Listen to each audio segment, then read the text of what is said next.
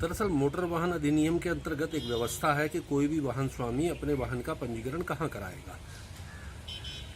तो उसी व्यवस्था का लाभ उठाते हुए दिल्ली के एम्बुलेंस संचालक नहीं, बल्कि मैं उनको एम्बुलेंस माफिया कहूँगा, कि महामारी के समय में अक्सर भी जो देखा जाता है उन लोगों का जो रोल है वो बहुत अशोभनीय है और एक तरीके से वो एक जो सामुदायिक सेवा है जो हमें जहाँ चैरिटी करनी चाहिए उन्होंने उसको व्यवसाय बना लिया। तो उन्होंने उसका लाभ लेते हुए क्या काम करा कि एक फर्जी फर्म का गठन अमरोहा के एक पते पर करा उन्होंने, फिर एक दूसरी फर्म का गठन अमरोहा के दूसरे पते पर करा और दिल्ली के तमाम इंडिविजुअल एम्बुलेंस संचालकों द्वारा उत्तर प्रदेश के अमरोहा जनपद में आकर के अपना पंजीयन एम्बुलेंस का उन्होंने यहाँ पर कराया, क्योंकि उत्तर प्रदेश के अंदर टैक्स नहीं देना पड़ता, जीरो टैक्स पर गाड़ियाँ रजिस्टर्ड हो जाती हैं।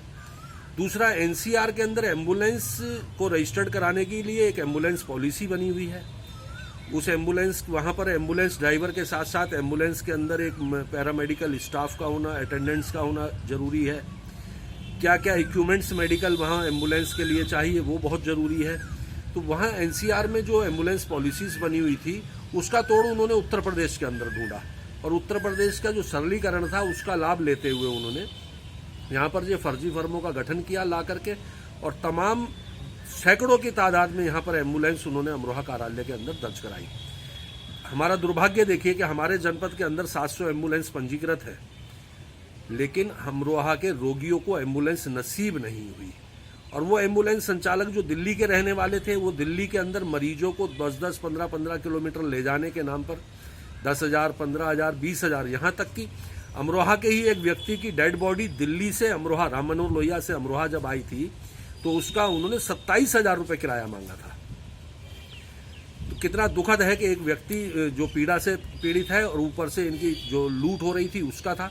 लेकिन होता क्या था, अगर कहीं शिकायत होती थी तो कहते थे कि उत्तर प्रदेश के एम्बुलेंस संचालक हैं, इसमें हम क्या कर सकते हैं, आप यहाँ की गाड़ी देख लीजिएगा।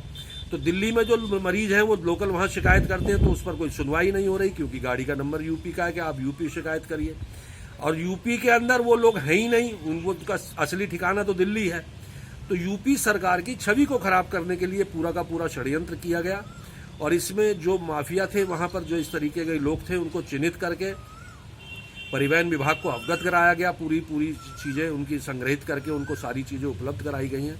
उम्मीद है कि परिवहन आयुक्त द्वारा इस पर अब जांच कमेटी बनाई गई है और जो मौजूदा सहायक संभागीय परिवहन अधिकारी हैं उनकी भूमिका बहुत सराहनीय है। मैं जितनी तारीफ करूं, जितनी जल्दी उनके मामले में ये संज्ञान आया और उन्होंने इसके ऊपर कार्रवाई करी है, वो वाकई एक आशा पैदा करती है हम लोगों के जनपद वासियों के अंदर कि हम आगे से शायद इस तरीके का कोई कार्य इस जनपद में नहीं करेगा।